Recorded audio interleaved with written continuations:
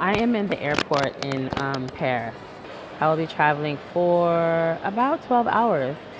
And I'm in this busy airport, finally with I just came from Eastern Europe where all the people basically kind of like look the same and they didn't look like me and they weren't really talking to me much. To now I came to this place where I'm just like, I'm so happy to see people from all shapes and sizes and colors from all different places, but I'm still not talking to anyone. So I'm like, you know what if I go outside of my comfort zone and practice being outgoing and set a goal to talk to 3 people. I'm also giving myself a rule that I cannot talk to more than one black person. It's not going to count. And the reason why I'm saying that is because I feel more comfortable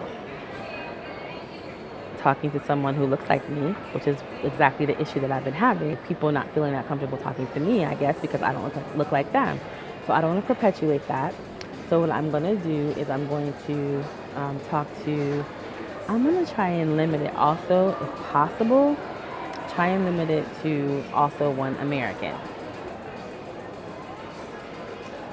One man, and then other.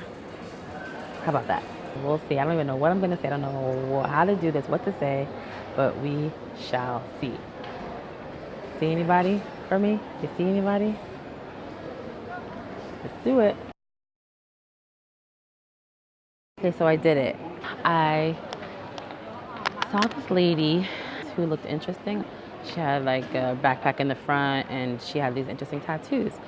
So I went, I like your tattoos. Yeah. And then she talked to me and told me about her tattoo. She was American, so this is good. This is good. Let's see how this is gonna work. It's embarrassing. I'm shy, but it's good. Okay, so I did it. There's this lady back there, sitting there with those 2 people. I asked her first, what language are you speaking? She said Italian. Parli Italiano? And I said no. And then I was like, oh, I wanted to tell you, I was sitting behind you before. And she said, oh yeah, I'm sorry, because she put her hair all over my arm. And I was like, but then I told her that when I turned around, I noticed your hair is beautiful. I want to tell you, you have beautiful hair. She's like, oh, thank you. And I just smiled. These people I talked to like really short while, but they were outside of my comfort zone because I knew they were not American. I wasn't sure if they even spoke English. The guy was looking at me like this, like, what are you looking at? Why are you talking to us? At first, and then when I gave him a compliment, then they smiled. So, one more person, not American. Man. Oy, oy, oy, oy, oy.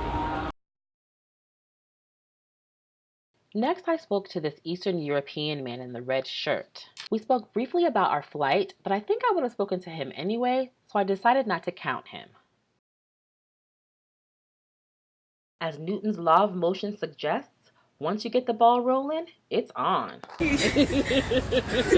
I met a young missionary from Chicago named Janice, who's raising $30,000 to fund her missionary work in Germany.